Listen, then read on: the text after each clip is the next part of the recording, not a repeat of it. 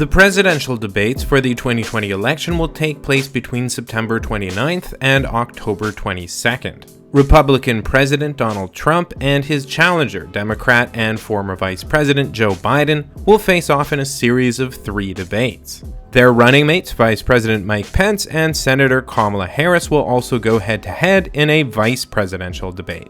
The first presidential debate between Biden and Trump will take place at Case Western Reserve University in Cleveland, Ohio. The event will be moderated by Chris Wallace of Fox News Sunday.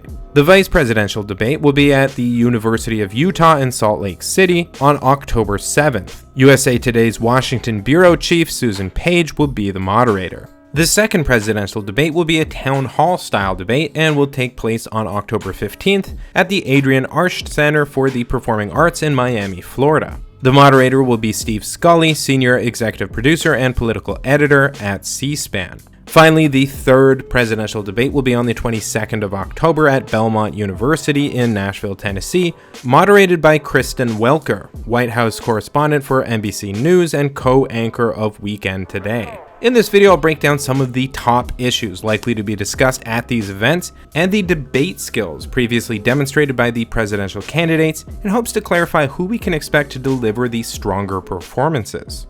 That is to say, in discussing the upcoming debates, I'll try to answer the question, what should we expect?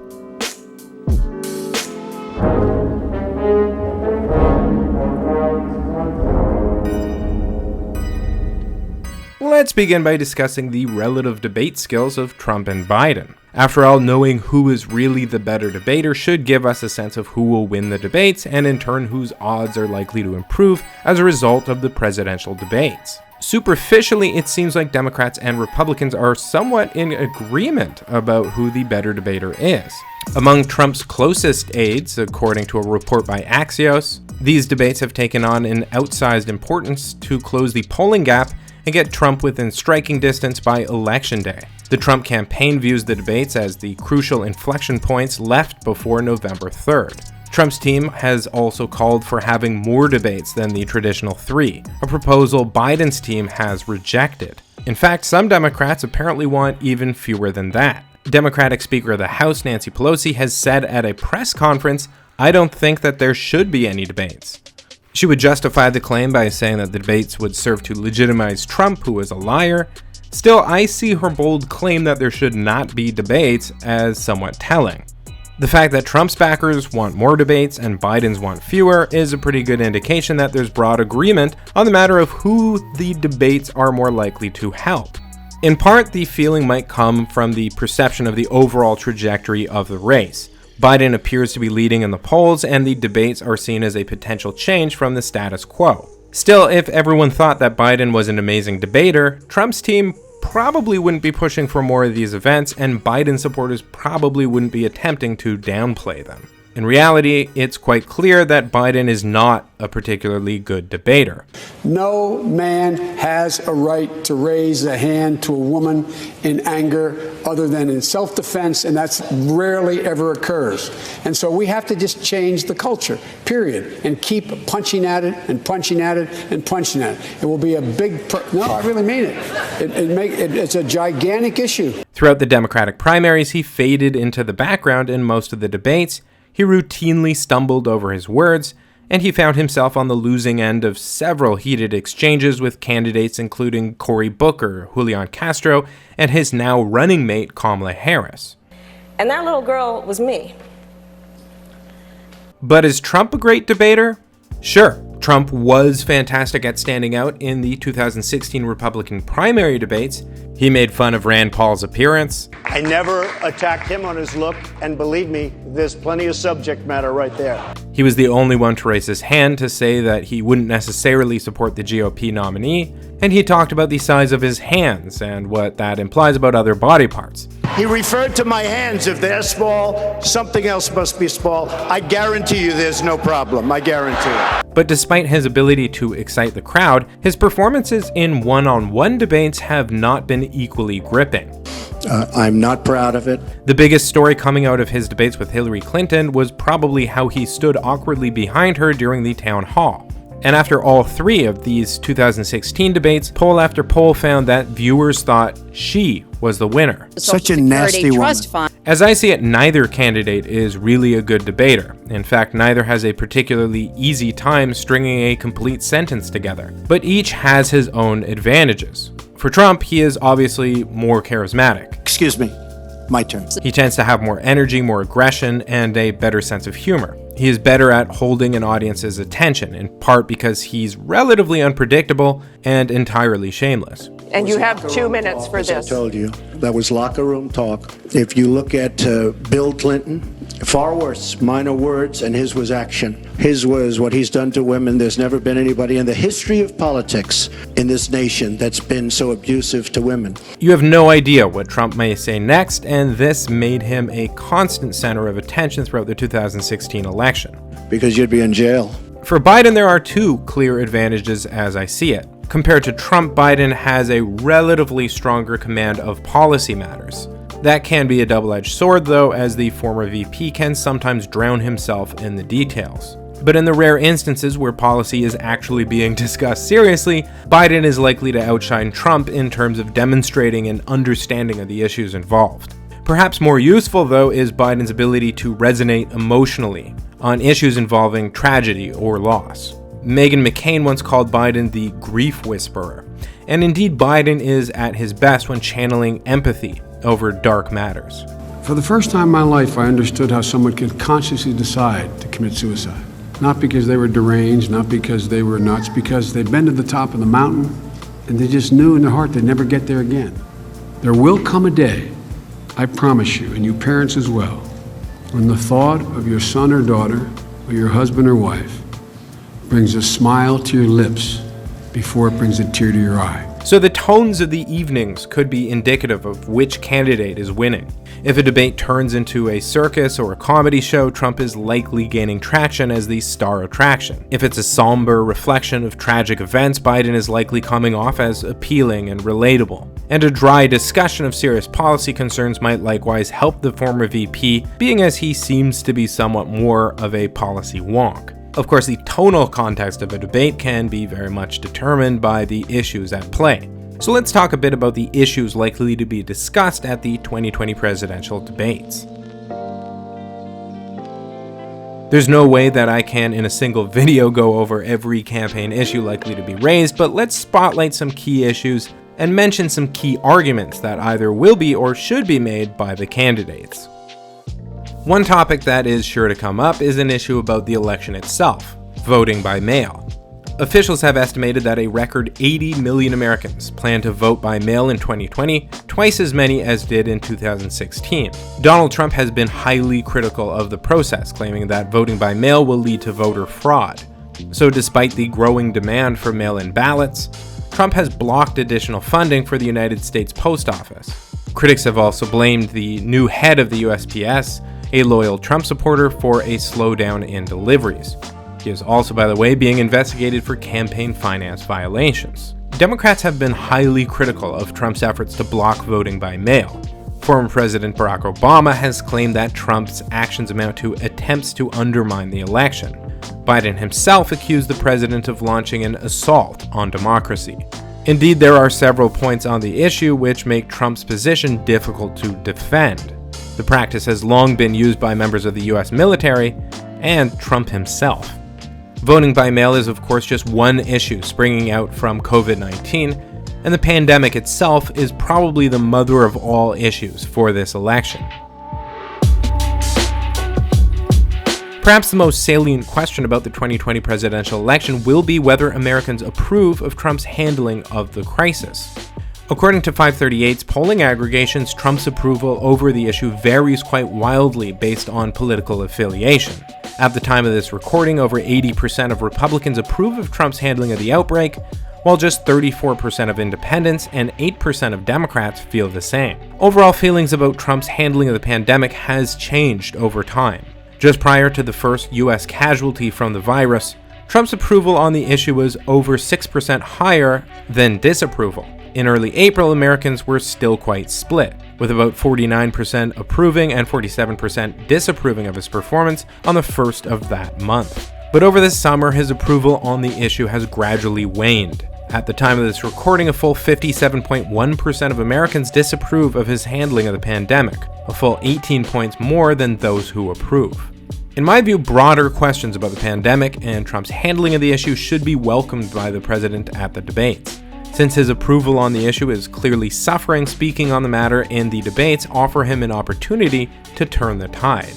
It offers him the chance to change the framing of the issue, make the matter not just about whether his own performance has been adequate, but about whether Biden's plans actually constitute a substantial improvement over the president's current efforts. It also offers Trump the opportunity to frame himself as something like a wartime president. Even if his performance has been less than stellar, voters may be reluctant to change horses midstream. As for Biden, he will almost certainly continue to argue that Trump did not take the virus seriously enough early enough. He would also do well to point out easy-to-understand policies he would enact to deal with the crisis and explain how these differ from Trump's current efforts. Biden will almost certainly use the issue to demonstrate a significant stylistic difference between himself and Trump by expressing sympathy for the bereaved and relating the losses to personal tragedies he's himself faced in his personal life. The pandemic, of course, is in a sense just one part of a bigger conversation that's long been part of American politics, the issue of healthcare. As the pandemic rages on, approval for Medicare for all has actually gained popularity, indicating that more left-wing approaches to healthcare may be becoming more popular. Biden, of course, has long disapproved of Medicare for all, even as a majority of Democrats now embrace it. The official Democratic platform does not support the policy either. Rather, it just calls for free COVID testing, treatment, and vaccines, for Medicare to be able to negotiate prescription drug prices, and for building on the Affordable Care Act with a public option plan. Meanwhile, Trump's approach to healthcare seems to be in many ways still a work in progress, though he has long promised an alternative to the ACA, even once suggesting that the Republicans will be known as the party of healthcare. It's clear that Trump has both in rhetoric and in action opposed Obamacare. He's eliminated the individual mandate, allowed states to impose work requirements for Medicaid, increased access to so-called skinny plans, ended cost-sharing subsidies for insurers, and slashed the ad budget for healthcare.gov. Biden should probably press Trump on his own healthcare proposals, while strategically, Trump would probably do well to press Biden on his rejection of Medicare for all as a means to divide Democrats and disenchant the progressive wing of the party. Also related to the pandemic, of course, is the effect it's had on the US economy. Prior to the pandemic, several talking points relating to the economy were some of the most important Trump and his campaign had to argue for his re-election. For instance, a historically low unemployment rate. The best rebuttal offered by Democrats at the time was to argue that Trump was benefiting from Obama's policies and that the low unemployment rate was simply a continuation of a trend created in the first place by the Obama-Biden administration. The pandemic, of course, greatly shook these numbers and significantly complicates the conversation. While the unemployment rate, according to the U.S. Bureau of Labor Statistics, had peaked as high as 15%, we're now seeing that number drop significantly. The current figure is 8.4%. Biden's main criticism for the recovery at the moment seems to be to argue that the recovery is K-shaped. Indeed, plenty of economists are claiming that the recovery is K-shaped. While industries like technology and retail are recovering rapidly, others like travel, hospitality, restaurants, and entertainment are continuing to struggle. Biden's use of the term, however, seems to make it more about economic class than about different recovery rates for different industries. The K means those at the top are seeing things go up, and those in the middle or below are seeing things go down and get worse. Rather than claim that Biden is misinterpreting the concept, however, Trump has so far just denied the phenomenon, saying that the recovery is V-shaped, or a super V. In the debates, Trump will likely continue to tout the positive figures and claim that if elected, Biden would halt the recovery. Biden will of course claim that he would improve the recovery and argue that the economy would not be in such bad shape in the first place had Trump taken action to minimize the effects of the pandemic earlier on. One issue that remains topical and could get quite heated is over Black Lives Matter and the George Floyd protests. Trump will likely argue that Biden has taken up far-left proposals and has sided with looters. Biden will likely take the opportunity to correct the record on his own non-support for the defund the police movement and perhaps lay into Trump over some of the more egregious police crackdowns on protesters. Climate change is a perennially important issue, one that is likely to be discussed and one that Trump could use to try to divide Democrats. While Biden embraced the term Green New Deal in his campaign website, his proposals were far less progressive than those outlined by the Green New Deal resolution introduced by Representatives Alexandria Ocasio-Cortez and Senator Ed Markey, who was recently vindicated by his primary victory over Joe Kennedy. The official Democratic platform is not far from the proposals Biden presented during the primaries, so there's some opportunity there for Trump to attempt to divide Democrats on the issue. Still, Trump's positions on the environment are probably more damaging for his campaign. For one thing, there's been a bit of flip-flopping on the issue.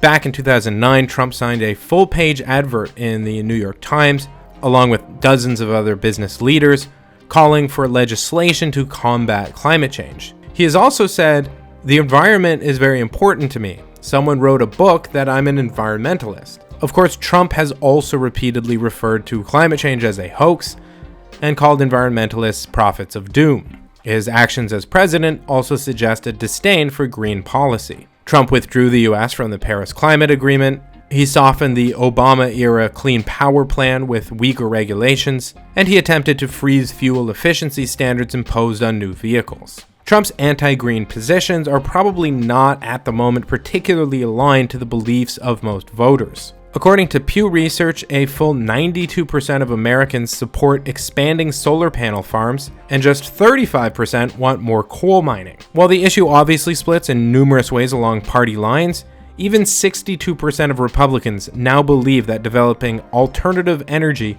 should be prioritized over expanding fossil fuels. Overall, 67% of American adults believe that the federal government is not doing enough to reduce the effects of global climate change. While Biden's policies may be too moderate for many on the left, they seem far more aligned to the majority of American adults than the priorities demonstrated by the Trump administration.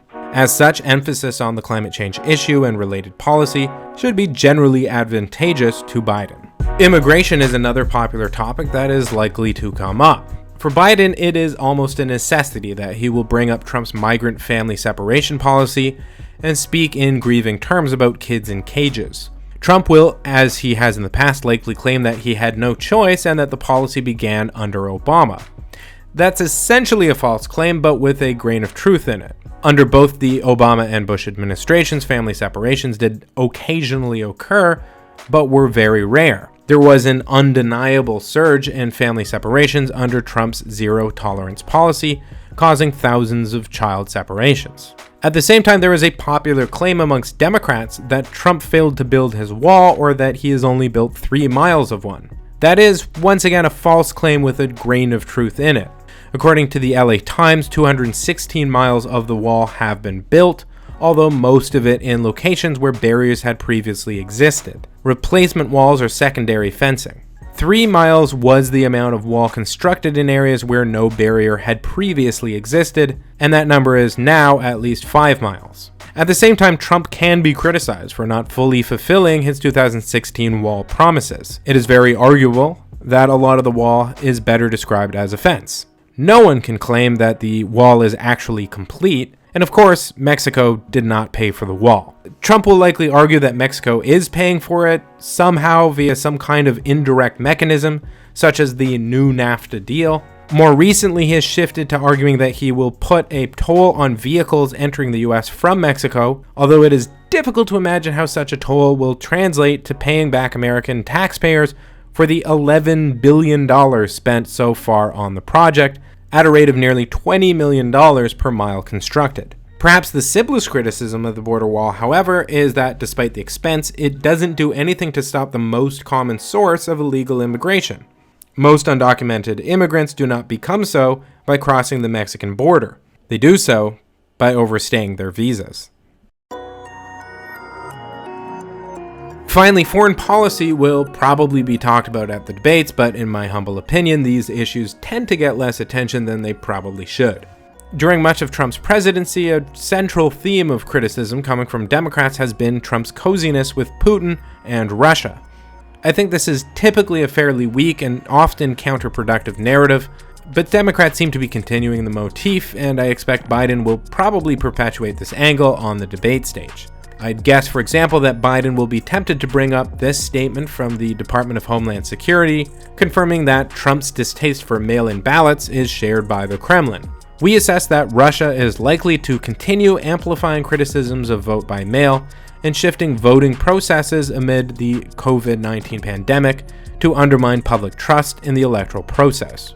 A couple more effective narratives in this arena, I believe, are the idea that Trump is alienating allies on the international stage, and that his trade war with China has been counter-effective in helping US workers. One area of foreign policy that appears to be a winning topic for Trump is his renegotiation of NAFTA to create the USMCA. Polling from January of 2020 by Monmouth University seems to indicate that the New Deal is popular, with a net positive approval rating of 28 points. 31% also claim that they thought the deal was an improvement over NAFTA, with just 8% claiming they believe that the USMCA is worse. Those are very positive numbers for a treaty struck in the Trump era, one that is also a direct fulfillment of Trump's 2016 campaign promise to renegotiate NAFTA. Biden himself has said he supports the USMCA, so as long as Trump manages to raise the issue in the debates and successfully lay claim to the treaty, it seems like a winning point for the president. While Biden and Trump spar over these issues, and I'm sure plenty of others, it may be quite easy for all of us to get caught up with the contest itself. Who had the wittiest lines, whose arguments were more persuasive, and who did a better job of commanding the stage. But let's not forget that the central purpose for both Trump and Biden should be to demonstrate to the American public why they deserve to sit in the Oval Office, and their opponent does not. So in evaluating their ideas, their conduct, and their abilities, we should also contextualize our observations in a framework about what we demand of the President of the United States. Let us not forget the role itself and our answers to the question, what should we expect?